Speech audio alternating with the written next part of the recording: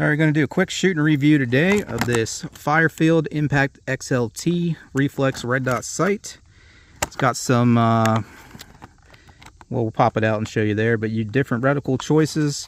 This is a big boy. I'll show you mounted up on the rifle, of course, but rather oversized design. Some people might like that, some might not. Personally, I would kind of sway towards liking it because you're going to get that big field of view, but we'll throw her up on the rifle, see how she looks there. You got quick lever detach. There's your on off on the side, it looks like. Battery will go in here. And for Picatinny, and I believe Weaver as well, I'll show you the bottom, but it looked like it had a rounded cam or whatever you would call that in there. So it should work on Picatinny or Weaver, I'm thinking, but I'll show you the bottom real quick when we get it open. And there's some quick stats for you there. Digital switch illumination, quick release mount, as I said. Protective hood. That thing is pretty dang thick on there. Precision accuracy, quick target acquisition. Obviously, like I said, with this large window, that's going to be real easy for quick acquisition. Multiple reticles, as already covered. Parallax corrected, unlimited eye relief, as is most red dot sights. Lightweight. I would venture to say that's not lightweight. I guess for the size, it's, you know, not too heavy, but it's definitely going to be heavier compared to the more standard size stuff that you guys are probably used to seeing or using. Water resistant, shock proof. So, and there's the back if you want to pause it and read that. They also sent me for review. I'll be having these videos coming up soon, so if you're interested in that, stay tuned for that. The Barrage 2 to 5 by 10 scope right there, and got their Rapid Strike 1 to 6 by 24 LPVO there. Be checking that out in an upcoming video as well. But there she is out of the box. Okay, so like I said, this guy's pretty big, but depending on who you ask, could be a good thing or a bad thing. I mean, personally, I wouldn't mind. Like I said, I'm going to love that large window there for good sight acquisition, field of view, and all that. But there she is there. There's your windage, or excuse me, elevation adjustment. Windage on the side there. Like I said, quick detach. So you can just pop that lever to chuck it off if you want to. Battery goes in the side, as I said. And there's that little round thing on the bottom I was talking about. So this should work on both Picatinny and Weaver, I'm thinking. And then there's your selector there on the back for the different reticles. And I like that it clicks.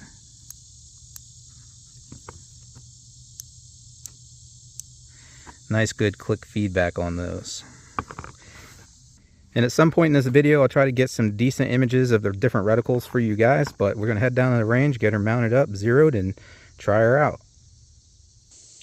Right, there she is mounted up on my Anderson 7.62 by 39, just 16-inch barrel.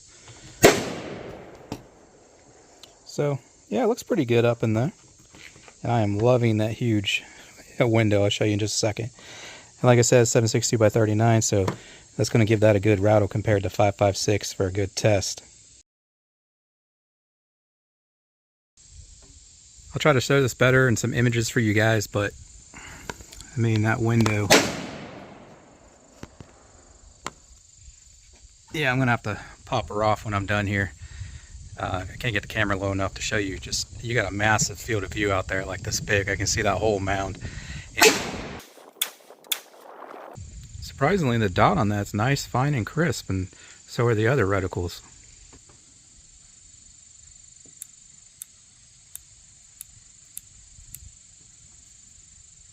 Alright, start 25 yards here, see if we're on paper. That's one thing I noticed too. I didn't think at first you could adjust the brightness, but this is both the on-off switch.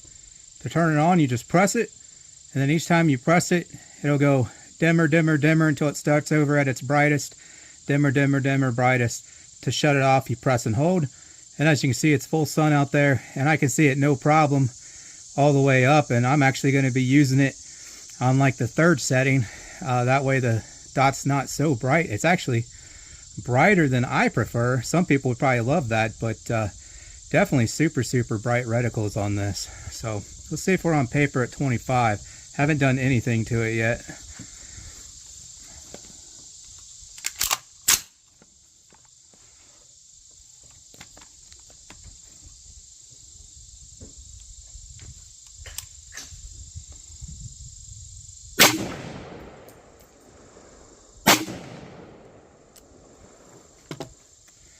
Cool. Well, I saw the first shot. I did not see the second unless it's touching the first shot.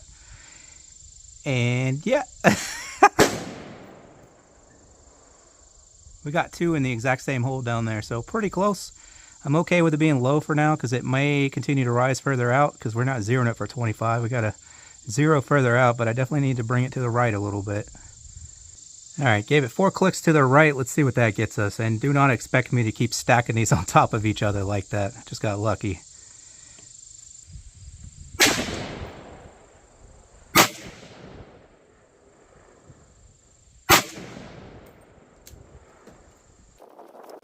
All right, a little closer. Probably give it 1 or 2 more clicks, and it went higher on there. The first time I wasn't using my glasses. Second time I did use my glasses. I'm going to be sure to keep using my glasses. That way our point of aim stays the same. So that's probably why those two were a little higher there, because I decided to put my glasses on. I think we're probably close enough, so I'm going to go ahead and reach down here to my gong there, 16-inch at 100 yards, and see if we're close enough to be hitting that. I'll zoom you guys in for...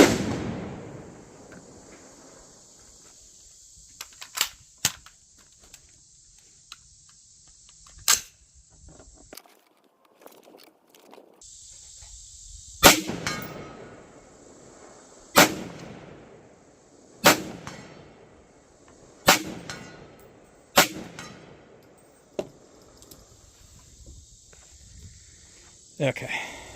I missed one because it's high. Hitting the top edge there. So you got to bring it down some, but it's good enough for me to hit it for now.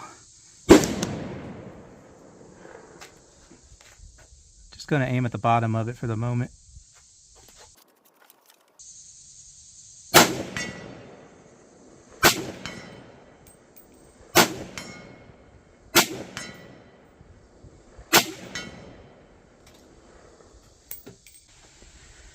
Looked like it was averaging left for me there too. I did dismount. I'm going back and forth between videos, trying to share the range. So while I'm on my downtime waiting for the range to go cold, I keep switching back and forth. And so I dismounted, put it back on, same spot. But it seems like there is some variance there. So again, because the bottom of this thing, it's got that round cam there, so it kind of moves back and forth in there, unlike if it had the square one just for the Picatinny rail. It would fit much more firm. So if I had a nice properly machined square one, you could probably take it on and off and be pretty close to zero each time. But since there's a decent amount of movement there from that, you're losing zero every time you put it back on. So it'll get you close enough for 100 yards. You know, I was only a few inches off to the left there, but that is something to consider. But generally you will not remove your optic unless it fails in a high stress situation. And that's the whole point of the quick detach there, so you can just rip it off and resort back to your iron sights if you need to. So at least with this guy, again, mostly due to that round cam, you're gonna have to re-zero after removing it each time, it looks like. But like I said, with them running that round one there, I think that allows you to mount it to Weaver as well and not just Picatinny. So it's what you give up to be able to do that. Also, to be fair, I did switch ammo types between what it was zeroed for and what I just shot down there at 100 yards. But it shouldn't make, you know, that much of a difference off to the left. So a good bit of that at least is from detaching that and putting it back on. So I got that 16-inch gong down here at 300 yards, and we take some crude shots at it. And I say crude because I never did zero in that optic for further than 25 yards. I had a lot on my plate this day and a lot of stuff I was trying to do, so I was just trying to get it close enough. As you can see down there at 100 yards, we were hitting the plate no problem, but it still needed, you know, properly zeroed for that distance. So I just decided to see if I could reach out here 300 yards and get some hits. I can tell you from experience, I have no issue hitting this plate out there with red dots at 300 yards. So these misses are just simply the fact that I need to properly zero the optic. But I wanted to go ahead and throw in the footage to show you guys anyways, because this is extremely close. And I honestly can't remember if I even brought it back to the right, because remember I just said it was off to the left down there at 100 yards. Honestly can't remember if I gave it any clicks to the right or not. I may have, or I may not have. I honestly can't remember. But I wanted you to see these shots anyways, so with it properly zeroed, probably 9 out of 10 of these would be hits, if not 10 out of 10. Again, that's based on my experience doing this exact same with red dots at 300. I can hit that plate no problem. So she just needs properly zeroed, but I wanted you guys to see these shots anyway, so you could see there is several hits, and then all the misses are extremely close, and all the misses, they're either a little bit low or off to the left there. So I'm thinking I forgot to bring it to the right, so a lot of these would have been hits if I had done so. But anyways, here's some hits and misses out here at 300 yards, and at least 9 out of 10 of these would have been hits if I had it properly zeroed. And I'm including the footage so you can see that it's, it's shooting pretty consistent down here, pretty much the same spot. Like I said, we get a few hits that are probably off to the left edge of that plate because the misses are just off the bottom and bottom left edge there of the plate. And I was hunting around a little bit with the dot too because I wasn't quite sure where to hold. Like I said, this is kind of improvised, but I'm just including the footage because I thought you guys might like to see it. But with a proper zero, 9 out of 10 hits for sure.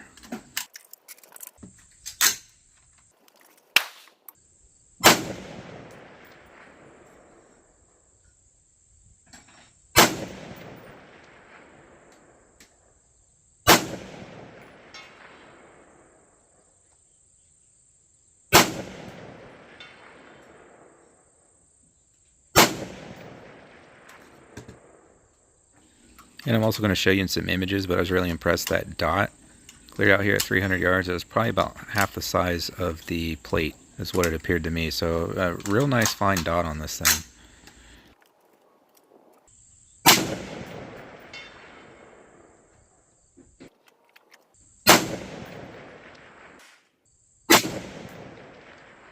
The next two you'll see hit higher because I aimed higher because I thought I was missing low. So I think that was part of the problem too.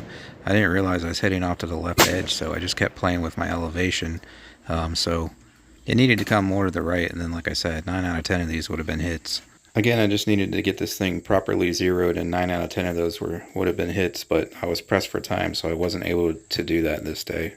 So again, these are 100% my fault, but I just wanted to leave this footage in so you can see it's plenty capable down here, 300 yards.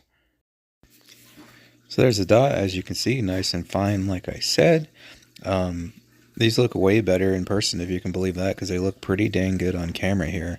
But even brighter and more crisp in person. And if any of these look off-centered, it's just from where I was holding the camera trying to get the picture. Okay, so there's that one right there. And there's that one. And there's that one. And the camera was pretty close to get these photos, so if the further you move it down the rifle, these do grow a little bit in size in that window there. So it just depends on how close or how far you have it mounted from your face, how large that will appear in the window. Overall, I'd say I'm actually really impressed with this thing. It's way better than what I expected it to be. I thought it was going to be some cheap little chintzy, low quality built thing, but I was pleasantly surprised. Nice fine dot. All the reticles looked nice and crisp. As I said in the video, they're plenty bright for daytime, so a lot of times on these more affordable optics like this, you get pretty poor performance in full sunlight, and this thing was plenty bright. Like I said, I like the audible and force feedback clicks of changing the reticles. I really like that your windage and elevation clicked very loudly, and again, force feedback on those too.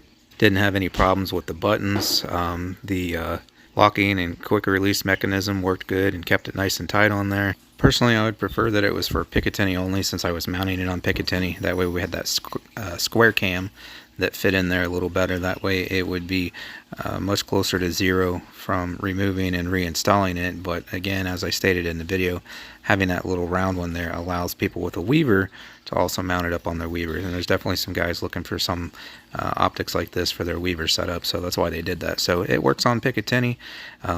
but I'll just have to slightly tweak the 0 every time I remove it and put it back on. But again, the design purpose of having a quick detach like that is really only for emergency scenarios and high stress situation. Like I said, should your optic fail, the battery die or whatever, and you have the backup iron sights, and maybe you don't have them co-witness perfect, or you just want that thing out of the way, you can just chuck it off real quick and revert back to your iron sights. So again, if you're going to run it as your main optic as it's intended to be, it's not really an issue having to, slightly re-zero it every time you remove it, because you shouldn't be removing it that often. And that's just my legitimate, honest-to-God opinion. Like I said, considering I was putting it on Picatinny, I would prefer that it has a square cam. That way it would hold 0 better if I take it off and then put it back on.